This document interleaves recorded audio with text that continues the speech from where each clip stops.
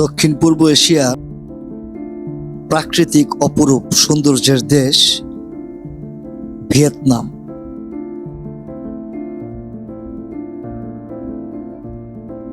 সবুজ পাহাড়, বিস্তীর্ণ ধানক্ষেত, শান্ত সমুদ্র সৈকত এবং সমৃদ্ধ প্রাচীন সংস্কৃতির এক অপূর্ব মেলবন্ধন রয়েছে দেশটিতে। উত্তর থেকে দক্ষিণ ভিয়েতনামের প্রতিটি অঞ্চলে ছড়িয়ে রয়েছে ভিন্ন ভিন্ন প্রাকৃতিক বিস্ময়। ক্লান্ত জীবনের প্রশান্তিময় স্থান ভিয়েতনাম। যদি সুযোগ থাকে এবং অ্যাবিলিটি থাকে দূর দেশ থেকে কিছুদিনের জন্য রিল্যাক্সে ঘুরে আসার, তবে হতে পারে আপনার পছন্দের তালিকার শীর্ষের একটি অনন্য স্বর্গরাজ্য ভিয়েতনাম। ভিয়েতনামের প্রকৃতির মায়া এবং সবুজ শ্যামল ধানক্ষেতের প্রেমে পড়ে মন। এমন দৃশ্য কেবল ভিয়েতনামেই দেখা যায়। ভিয়েতনাম দেশটির ইতিহাস নিয়ে থাকছে বিস্তারিত, থাকছে দর্শনীয় স্থান পরিচিতি, থাকছে এই দেশের সংস্কৃতি ও ধর্মীয় আলোচনা, শিক্ষা ব্যবস্থা, চিকিৎসা সেবা, পর্যটন সুযোগ সুবিধা ও খাবার দাবার নিয়ে আলোচনা। ভিডিওর শেষের দিকে থাকছে ভিয়েতনামের নারীদের জীবনযাপন ও আইন নিয়ে আলোচনা, থাকছে দেশটির উন্নয়ন এবং প্রাকৃতিক সমস্ত বিস্তারিত আলোচনা। অবশ্যই আমার চ্যানেলটিকে সাবস্ক্রাইব করে পাশে থাকবেন, লাইক শেয়ার করবেন। তাহলে চলুন আজকে ঘুরে আসা যাক স্বপ্নের অপরূপ সৌন্দর্যের দেশ ভিয়েতনাম থেকে।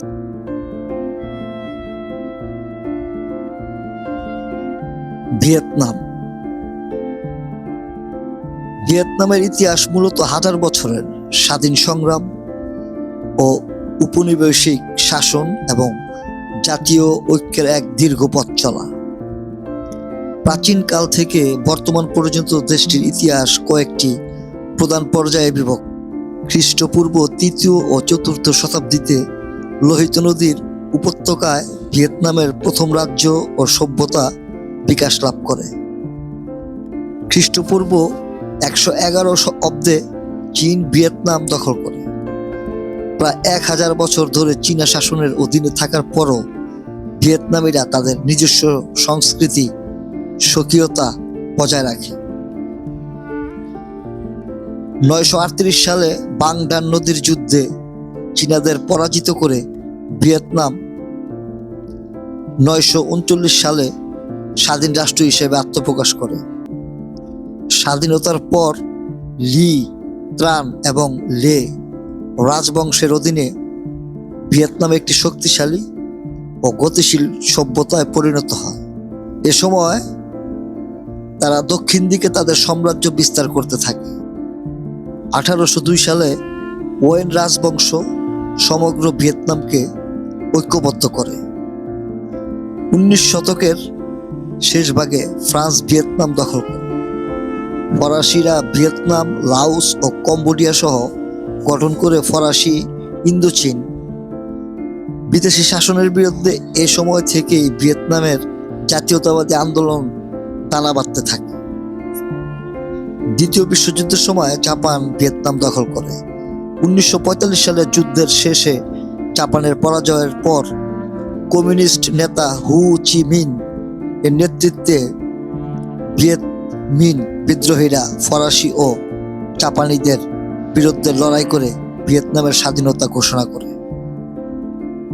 ১৯৫৪ সালে দিয়েন বিয়েন ফুর যুদ্ধে ফরাসিরা চূড়ান্তভাবে পরাজিত হয়। জেনেভা চুক্তির মাধ্যমে ভিয়েতনাম সাময়িকভাবে দুটি অঞ্চলে বিভক্ত হয়ে যায়। হু চি মিনের নেতৃত্বে সমাজতান্ত্রিক বা কমিউনিস্ট রাষ্ট্র উত্তর ভিয়েতনাম,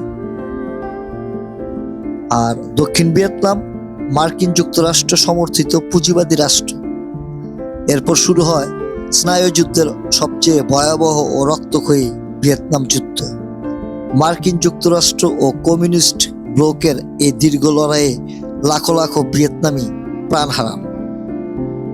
1975 সালের 30 এপ্রিল উত্তর ভিয়েতনামের সামরিক বাহিনী দক্ষিণ ভিয়েতনামের রাজধানী সাইগন, বর্তমানে হো চি মিন সিটি দখল করে। 1976 সালে সম্পূর্ণ ভিয়েতনাম ঐক্যবদ্ধ হয়ে সোশ্যালিস্ট রিপাবলিক অফ ভিয়েতনাম হিসেবে আত্মপ্রকাশ করে। 1986 সালে দুই মুই নামক অর্থনৈতিক সংস্কারের মাধ্যমে দেশটি সমাজতান্ত্রিক কাঠামোর মধ্যে বাজার অর্থনীতির প্রবর্তন করে। বর্তমান ভিয়েতনাম অর্থনৈতিক সমৃদ্ধ ও প্রবৃদ্ধির মাধ্যমে বিশ্বের অন্যতম দ্রুত বর্ধনশীল অর্থনীতিতে পরিণত হয়েছে।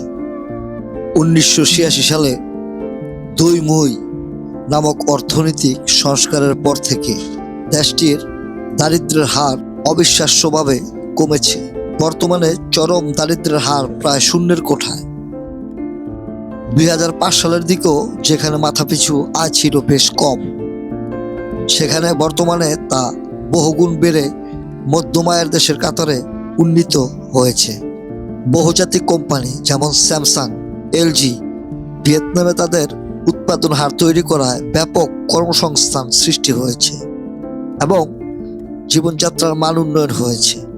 প্রান্তিক বা সংখ্যালঘু সম্প্রদায়কে সরাসরি সহায়তা যেমন ঘরবাড়ি নির্মাণ বা পশুপালন প্রদানের মাধ্যমে সরকার সব স্তরের মানুষের জীবনমান উন্নয়নে কাজ করছে।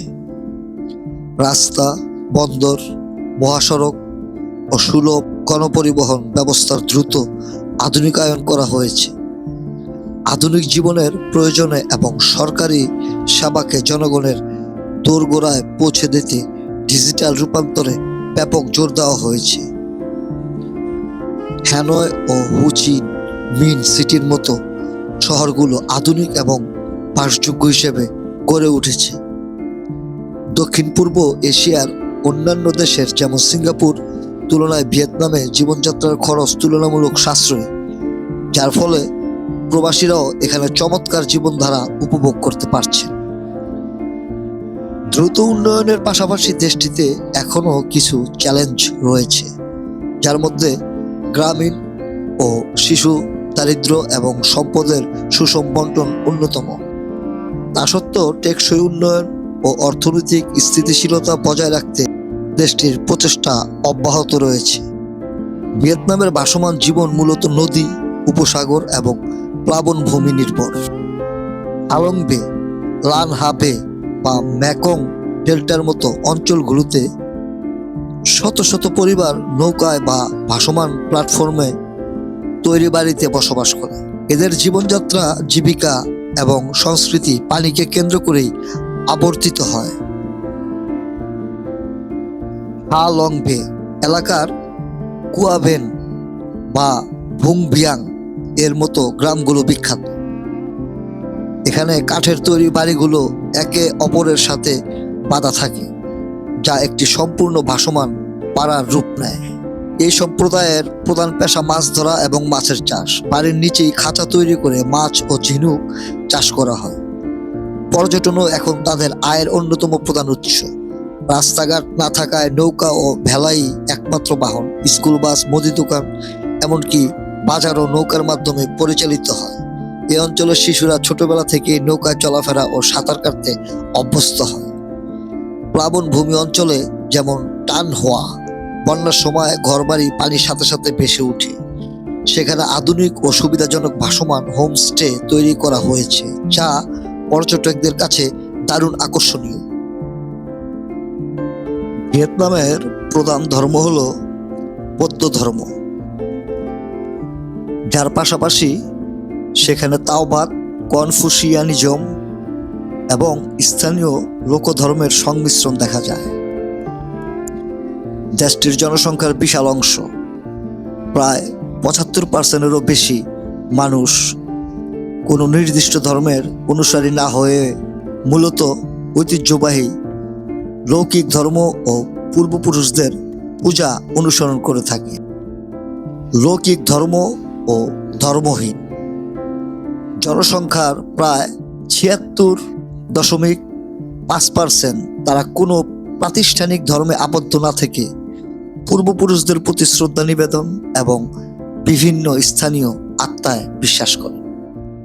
বৌদ্ধ ধর্ম জনসংখ্যার প্রায় 13.3%। এখানকার বৌদ্ধ ধর্ম মূলত মহাযান ঐতিহ্যের। ক্যাথলিক ও খ্রিস্টান ধর্ম জনসংখ্যার প্রায় 7.6% মানুষ খ্রিস্ট ধর্ম পালন করে, যার মধ্যে রোমান ক্যাথলিক 6.6% এবং প্রোটেস্ট্যান্ট 1.0%। হুয়াও বুদ্ধ ও ক্যাওডাইজম এগুলো ভিয়েতনামের নিজস্ব ধর্মীয় আন্দোলন। ক্যাওডাইজমে বৌদ্ধ, খ্রিস্টান, তাওবাদ ও কনফুসিয়ানিজমের সমন্বয় রয়েছে। হুয়াহাও বৌদ্ধ ধর্মের অনুসারী 1.40% এবং ক্যাওডাইজের 1.00%। এছাড়াও ভিয়েতনামে ইসলাম, হিন্দু ধর্ম, ব্রাহ্মণবাদ এবং বাহাই ধর্মের মতো ধর্ম পালিত হয়। ভিয়েতনামের সংস্কৃতির মূল ভিত্তি হল আধ্যাত্মিক সমন্বয়বাদ বা সিনক্রেটিজম। এখানকার মানুষ সাধারণত কোনো একটি নির্দিষ্ট ধর্মে কঠোরভাবে সীমাবদ্ধ না থেকে বিভিন্ন ঐতিহ্য ও বিশ্বাসের মিশ্রণ চর্চা করে। ভিয়েতনামের আকর্ষণ প্রকৃতি, মনোরম পরিবেশ, অপরূপ দেশটির চতুর্পাশের দৃশ্য, সবুজে ঘেরা পাহাড়, পাথুরে দ্বীপ,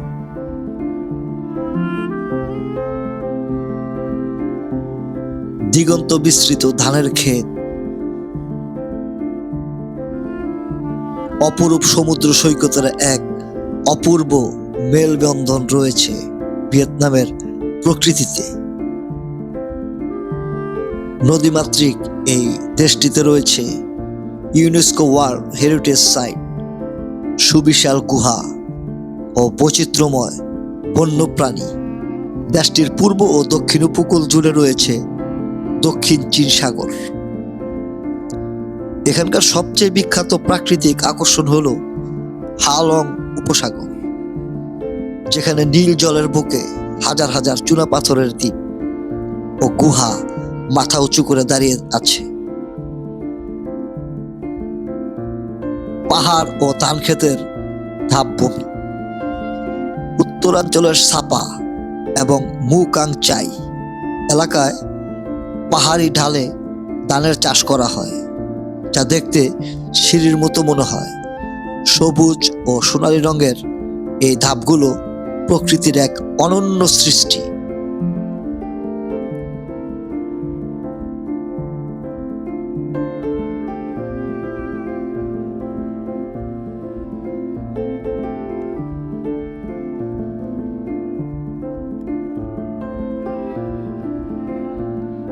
ভিয়েতনামের প্রকৃতি নিয়ে সাধারণ পর্যটকদের অভিজ্ঞতা হলো গ্রামীণ ও উপকূলীয় অঞ্চলগুলো যেমন শান্ত ও অপরূপ, তেমনি জনপ্রিয় পর্যটন কেন্দ্রগুলোতে মানুষের ভিড় ও পরিবেশগত কিছু প্রভাবও রয়েছে।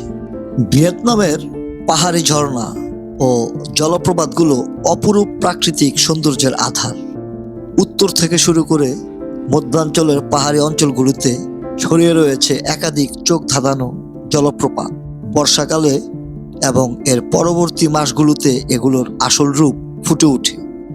ভিয়েতনামের প্রধান ও বিখ্যাত জলপ্রপাত সমূহ বান জিও জলপ্রপাত, এর অবস্থান কাওবাং প্রদেশ, চীন ও ভিয়েতনামের সীমান্ত। এটি দক্ষিণ পূর্ব এশিয়ার বৃহত্তম এবং বিশ্বের অন্যতম সুন্দর জলপ্রপাত। প্রায় 300 মিটার চওড়া এবং 70 মিটারের বেশি উঁচু এই জলপ্রপাতে জল 3টি স্তরে আশ্রয় পড়ে। ভ্রমণ সুবিধা: কাঠের নৌকা চড়ে একেবারে জলপ্রপাতের কাছাকাছি যাওয়া যায়। পনগুর জলপ্রপাত, দা লাত, লামডং প্রদেশ এই জলপ্রপাতের অবস্থান।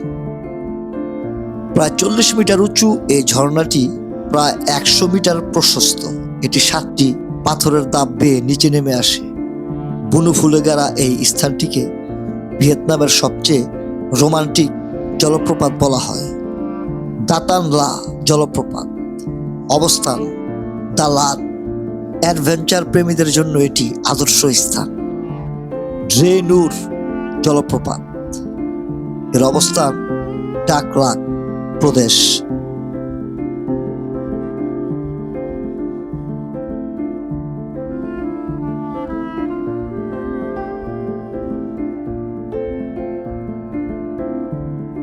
লাভ জলপ্রপাত, অবস্থান সাপা।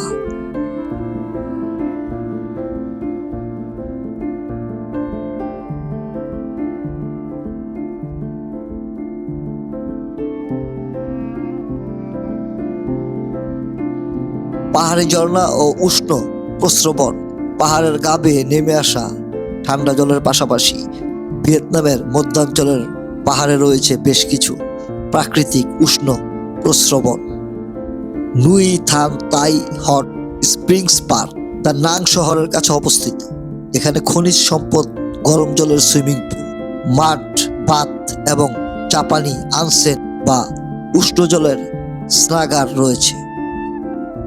মিনেরা হট স্প্রিংস ভিয়েতনামের দক্ষিণ প্রান্তে অবস্থিত। এখানে গরম জলের স্নান এবং প্রাকৃতিক কাদামাখার সুবিধা রয়েছে। ভ্রমণের সেরা সময় বর্ষাকাল, জুলাই সেপ্টেম্বর ছাড়া বছরের যে কোনো সময় পাহাড়ি ঝর্ণাগুলোতে জলপ্রবাহ চমৎকার থাকে। তবে নভেম্বর থেকে মার্চের মধ্যে আবহাওয়া শুকনো থাকে এবং ঝর্ণার জল পরিষ্কার ও নীলচে রঙের দেখায়। ভিয়েতনামের শিক্ষা ব্যবস্থা মূলত সরকারিভাবে পরিচালিত এবং শিক্ষা ও প্রশিক্ষণ মন্ত্রণালয় MOET দ্বারা নিয়ন্ত্রিত। বিশ্বব্যাপী শিক্ষায় ঈর্ষণীয় সাফল্য অর্জনকারী এই দেশটির মৌলিক শিক্ষা 12 বছরের, যা 5 বছরের প্রাথমিক, 4 বছরের মাধ্যমিক এবং 3 বছরের উচ্চ মাধ্যমিক স্তরে বিভক্ত। প্রাথমিক শিক্ষা 6 থেকে 11 বছর, এটি সম্পূর্ণ বাধ্যতামূলক এবং বিনামূল্যে প্রদান করা হয়। নিম্ন মাধ্যমিক শিক্ষা 11 থেকে 15 বছর, 6ষ্ঠ থেকে 9ম শ্রেণী। প্রাথমিক স্তর শেষ করার পর শিক্ষার্থীরা এই স্তরে প্রবেশ করে, এটিও বাধ্যতামূলক শিক্ষার অংশ। উচ্চ মাধ্যমিক শিক্ষা 15 থেকে 18 বছর, 10ম থেকে 12তম শ্রেণী। এটি সাধারণ উচ্চ বিদ্যালয় এবং বৃত্তিমূলক ভোকেশনাল প্রশিক্ষণ এই 2 ধারায় বিভক্ত। উচ্চশিক্ষায় প্রবেশের জন্য শিক্ষার্থীদের একটি প্রতিযোগিতামূলক জাতীয় উচ্চ বিদ্যালয় স্নাতক পরীক্ষা, national high school graduation exam দিতে হয়। উচ্চশিক্ষা হায়ার এডুকেশন, ভিয়েতনামের উচ্চশিক্ষা প্রতিষ্ঠানগুলো প্রধানত ইউনিভার্সিটি, কলেজ এবং গবেষণা প্রতিষ্ঠানে বিভক্ত। স্নাতক ব্যাচেলর্স ডিগ্রি সাধারণত 4 বছরের হয়ে থাকে। স্নাতকোত্তর মাস্টার্স ডিগ্রি 1 থেকে 2 বছর মেয়াদী। PhD 3 থেকে 4 বছর মেয়াদী। প্রধান প্রতিষ্ঠান হ্যানয় এবং হুচি মিন সিটিতে ক্যাম্পাস থাকা ভিয়েতনাম ন্যাশনাল ইউনিভার্সিটি দেশের সবচেয়ে বড় ও শীর্ষস্থানীয় বিশ্ববিদ্যালয়। শিক্ষা ব্যবস্থার মূল বৈশিষ্ট্য সমূহ: কেন্দ্রীয় নিয়ন্ত্রণ, শিক্ষা মন্ত্রণালয় MOET জাতীয় পর্যায়ে পাঠ্যক্রম পরীক্ষার মান এবং নিয়মকানুন নির্ধারণ। উচ্চ সাক্ষরতার হার, শিক্ষাক্ষেত্রে সরকারের ব্যাপক বিনিয়োগ ও কঠোর নজরদারির কারণে দেশটিতে বয়স্কদের সাক্ষরতার হার প্রায় 95% এরও বেশি। আন্তর্জাতিক মূল্যায়ন, ভিয়েতনামের শিক্ষার্থীরা আন্তর্জাতিক মূল্যায়ন পরীক্ষায় যেমন PISA পশ্চিমা দেশগুলোর ভবিষ্যৎ চ্যালেঞ্জ। বর্তমানে তাত্ত্বিক জ্ঞানের পাশাপাশি ব্যবহারিক এবং কর্মক্ষেত্রের উপযোগী দক্ষতা বাড়ানোর দিকে সরকার জোর দিচ্ছে। ভিয়েতনামের স্বাস্থ্যসেবা ব্যবস্থা তুলনামূলকভাবে দ্রুত উন্নত হচ্ছে এবং বর্তমানে এটি সাশ্রয়ী মূল্যে মানসম্মত চিকিৎসা প্রদানের জন্য বেশ জনপ্রিয়। দেশটির চিকিৎসা ব্যবস্থায় আধুনিক ওষুধের পাশাপাশি ঐতিহ্যবাহী ভেষজ চিকিৎসাও বেশ সমাদৃত। ভিয়েতনামের স্বাস্থ্যসেবা মূলত 2টি ভাগে বিভক্ত: সরকারি ও বেসরকারি। সরকারি হাসপাতাল খরচ বেশ কম এবং স্থানীয়দের পাশাপাশি বিদেশিরাও সেবা নিতে পারেন। তবে হ্যানয় ও হু চি মিন সিটির মতো বড় শহরগুলোর সরকারি হাসপাতালগুলোতে প্রচণ্ড ভিড় থাকে এবং আধুনিক সুযোগ সুবিধা পেতে অপেক্ষা করতে হতে পারে। বেসরকারি ও আন্তর্জাতিক হাসপাতাল প্রবাসীদের কাছে অত্যন্ত জনপ্রিয়। এগুলোতে বিশ্বমানের চিকিৎসা প্রযুক্তি এবং ইউরোপ, আমেরিকা বা জাপানে প্রশিক্ষণপ্রাপ্ত বিশেষজ্ঞ চিকিৎসক থাকেন। উল্লেখযোগ্য হাসপাতাল ও clinic: Ho Chi Minh City HCMC, American International Hospital AIH, Family Medical Practice, যা সাধারণ পরীক্ষা ও ইমার্জেন্সির জন্য নির্ভরযোগ্য।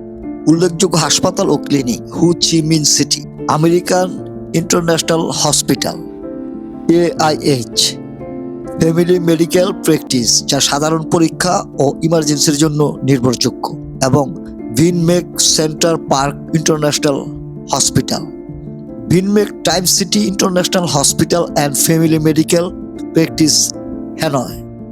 সাশ্রয়ী ব্যয় এবং আন্তর্জাতিক মানের সেবা নিশ্চিত করা ভিয়েতনাম মেডিকেল ট্যুরিজম অন্যতম আকর্ষণীয় কেন্দ্র হয়ে উঠেছে। দেশের শীর্ষস্থানীয় বেসরকারি নেটওয়ার্ক যেমন ভিনমেক হেলথ কেয়ার সিস্টেম বিদেশ থেকে আসা রোগীদের জন্য বিশেষ প্যাকেজ এবং সুবিধা প্রদান করে থাকে। ভিয়েতনামের চিকিৎসা ব্যয় অন্যান্য পশ্চিমা দেশের তুলনায় বেশ কম। একজন সাধারণ প্রাইভেট চিকিৎসকের ফি সাধারণত 1 থেকে 1.7 মিলিয়ন ভিয়েতনামিজ ডং, প্রায় $40 থেকে $70 বা সমপরিমাণ। চিকিৎসা খরচ: ভিয়েতনামের চিকিৎসা ব্যয় অন্যান্য পশ্চিমা দেশের তুলনায় বেশ কম।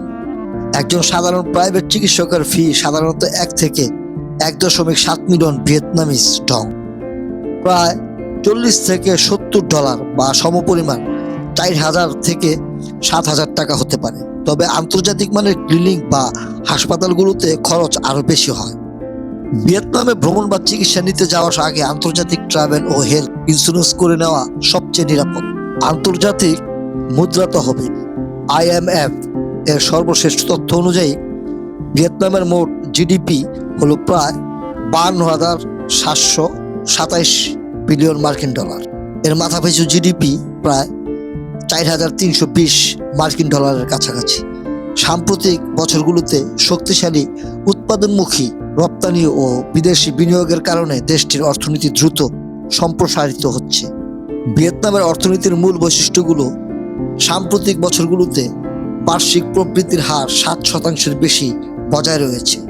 অর্থনৈতিক রূপান্তর: সস্তা শ্রম ও রাজনৈতিক স্থিতিশীলতার কারণে ভিয়েতনাম বর্তমানে বিদেশি বিনিয়োগের FDI অন্যতম প্রধান আকর্ষণীয় কেন্দ্র।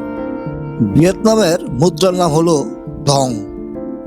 ভিয়েতনাম ভ্রমণের ক্ষেত্রে পর্যটকদের প্রধান নিরাপত্তা ও সতর্কতার বিষয়গুলোর মধ্যে রয়েছে রাস্তায় মোটরসাইকেল বা পকেটমার থেকে ব্যক্তিগত জিনিসপত্র সুরক্ষিত রাখা, রাইড শেয়ারিং এ শুধুমাত্র অনুমোদিত অ্যাপ ব্যবহার করা এবং রাস্তায় ট্রাফিক পার হওয়ার সময় স্থির গতি বজায় রাখা, পকেটমার ও ছিনতাই। হ্যানয় বা হো মিন সিটির মতো জনবহুল এলাকায় ব্যাগ বা ক্যামেরা ছিনতাইয়ের ঝুঁকি থাকে।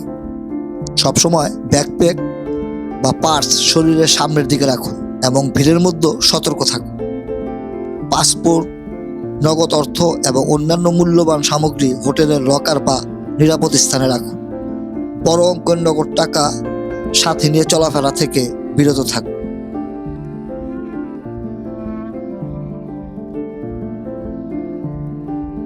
অনুমোদিত বা মিটার টেম্পার করা ট্যাক্সি ব্যবহার এড়িয়ে চলুন। নিরাপদ ভ্রমণের জন্য গ্রাবের মতো অফিসিয়াল রাইড শেয়ারিং অ্যাপ ব্যবহার করুন।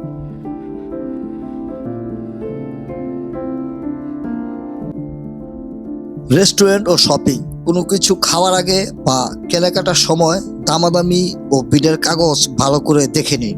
ভিয়েতনামের রাস্তা পার হওয়া বেশ চ্যালেঞ্জিং হতে পারে, কারণ এখানে প্রচুর মোটরসাইকেল চলাচল করে। রাস্তা পার হওয়ার সময় দৌড়াদৌড়ি না করে একটি নির্দিষ্ট ও স্থির গতি বজায় রাখুন, এতে চালকরা সহজেই আপনাকে এড়িয়ে যেতে পারবে।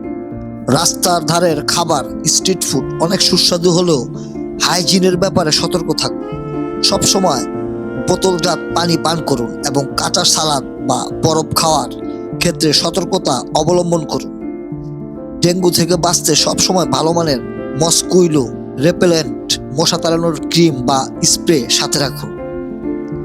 যে কোনো ধরনের জরুরি চিকিৎসা বা দুর্ঘটনার খরচের জন্য অবশ্যই একটি আন্তর্জাতিক ট্রাভেল ইন্স্যুরেন্স বা ভ্রমণ বীমা করে রাখুন। ভিয়েতনামের রাজনীতি বা সরকার নিয়ে কোনো বিতর্কিত আলোচনা বা সমালোচনা করা থেকে বিরত থাকুন। প্যাগোডা বা কোনো ধর্মীয় স্থানে প্রবেশের সময় শরীর ঢাকা শালীন পোশাক পরিধান করুন। গুরুত্বপূর্ণ সরকারি ভবন, সামরিক এলাকা বা নিষিদ্ধ স্থানে ছবি তোলা থেকে বিরত থাকুন। ভ্রমণের প্রস্তুতি হিসাবে নিরাপদ গন্তব্য ও ভিসা সংক্রান্ত হালনাগাদ তথ্যের জন্য ভিয়েতনামের ভ্রমণ ভিসা এবং সার্বিক নিরাপত্তা বিষয়ে বিস্তারিত নির্দেশিকার জন্য স্মার্ট ট্রাভেলার লিঙ্কগুলো দেখতে পারেন। এছাড়া যে কোনো জরুরি সহায়তার জন্য আপনার দেশের দূতাবাস বা স্থানীয় পুলিশের সাথে যোগাযোগ করুন। ভিয়েতনামি নারীরা তাদের কমনীয় শারীরিক গঠন, মসৃণ ত্বক এবং মার্জিত আচরণের জন্য বিশ্বব্যাপী প্রশংসিত। তাদের সৌন্দর্য কেবল বাহ্যিক রূপের মধ্যেই সীমাবদ্ধ নয়, বরং এটি ঐতিহ্য, কঠোর পরিশ্রম এবং সাংস্কৃতিক মূল্যবোধের এক চমৎকার সংমিশ্রণ। ভিয়েতনামি নারীদের শারীরিক গড়ন সাধারণত ছিপছিপে, পাতলা এবং লম্বাটে হয়ে থাকে। তাদের ত্বক সাধারণত উজ্জ্বল ও মসৃণ হয়। মসৃণ এবং দাগহীন ত্বক তাদের অন্যতম প্রধান সৌন্দর্য বলে বিবেচিত হয়। পাশাপাশি তাদের চুল হয় ঘন, কালো ও লম্বা। তাদের মুখের আদল কিছুটা কোমল এবং মিষ্টি হয়। তাদের ডাগর চোখ এবং নিখুঁত নাক সৌন্দর্যে বিশেষ মাত্রা যোগ করে। ভিয়েতনামি সমাজে ঐতিহ্যগতভাবে নারীদের 4টি গুণকে আদর্শ সৌন্দর্য হিসেবে বিবেচনা করা হয়। তারা অত্যন্ত পরিশ্রমী এবং ঘর ও বাইরের কাজে সমান পারদর্শী। পরিপাটি থাকা এবং মার্জিত আচরণ করা তাদের প্রধান স্বভাব। তাদের কণ্ঠস্বর এবং কথা বলার ভঙ্গি অত্যন্ত কোমল ও মধুর। পরিবার ও সমাজের প্রতি গভীর দায়িত্ববোধ, বিশ্বস্ততা এবং অমায়িক ব্যবহার তাদের ব্যক্তিত্বে অন্যরকম সৌন্দর্য যোগ করে। ভিয়েতনামি নারীদের সৌন্দর্যের পেছনের অন্যতম বড় রহস্য হলো তাদের স্বাস্থ্যকর খাদ্যাভ্যাস। তাদের প্রধান খাবারের প্রচুর পরিমাণে শাকসবজি, ভেষজ উপাদান এবং সামুদ্রিক খাবার থাকে। অতিরিক্ত তেল ও মশলাযুক্ত খাবার এড়িয়ে চলার কারণে তারা খুব সহজেই নিজেদের ফিট এবং তারুণ্য ধরে রাখতে পারে। বিশ্বের সৌন্দর্য প্রতিযোগিতায় এশিয়ার অন্যতম সুন্দরী হিসাবে ভিয়েতনামি নারীদের নিয়মিত উপস্থিতি লক্ষ্য করা যায়। তারা আধুনিক জীবনযাপনের সাথে সাথে নিজেদের হাজার বছরের ঐতিহ্য ও আভিজাত্যকে খুব সুন্দরভাবে ধরে রেখেছেন। ভিয়েতনামের মাতৃভাষা হলো তিয়েং ভিয়েত কিংবা ভিয়েতনামি। ভিয়েতনামের সুস্বাদু ও পুষ্টিকর ফলগুলো এখন বাংলাদেশে বাণিজ্যিকভাবে বেশ জনপ্রিয়। এগুলোর মধ্যে ভিয়েতনামি 12 মাসি পিঙ্ক কাঁঠাল, সিয়াম গ্রিন ডাব, মাল্টা সহ অন্যান্য ফল, ড্রাগন এবং লাল কাঁঠাল অন্যতম।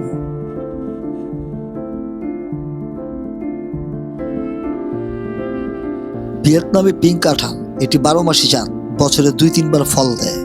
এর ভেতরের কোয়া গাঢ় গোলাপি, আঠামুক্ত ও অত্যন্ত মিষ্ট।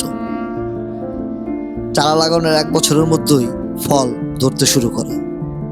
ভিয়েতনামি লাল কাঁঠাল গ্যাক বা লাল কাঁঠাল হিসেবে পরিচিত।